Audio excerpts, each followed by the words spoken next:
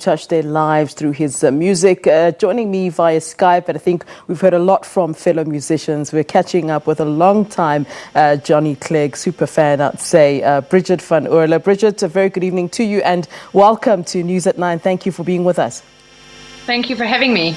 Well, as a start, I mean, tell us about the first time you were sort of introduced to Johnny Clegg's music. I understand you attended one of his first concerts, or one of your first concerts was your first concert at the age of 13.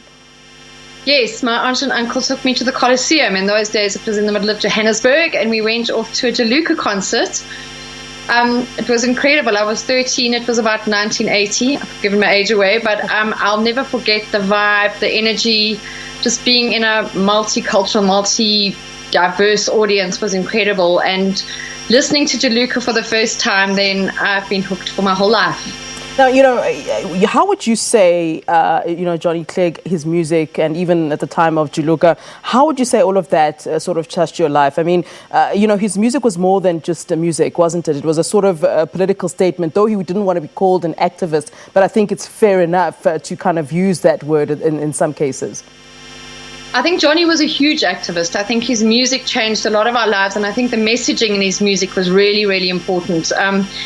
I think if you go back and listen to it, I have a 12-year-old who listens to all of Johnny Clegg's music, and I took her to one of the last concerts that he did because I felt that she had to see what Johnny Clegg was about, because he was an icon.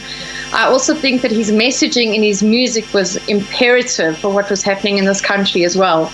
And if you listen to the lyrics and you listen to the music, and you've listened to it over the last few years and the many decades that he's performed, I think it's really been part of our history.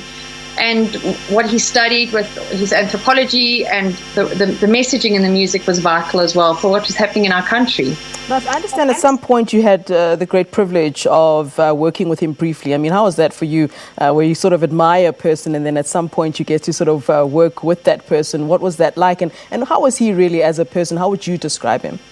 I found Johnny incredibly down to earth. I found him humble. I thoroughly enjoyed working with him. We were very lucky as part of my PR company, Buzz, to be able to do some of the PR around one of his tours, which was just before he went off to Australia. And that was incredible. It was a great privilege. It is one of those things where you've admired someone from when you've been quite young and a teenager, and you followed their work, and then you were doing their publicity for them. So I can imagine you had a lot of groupie moments, eh?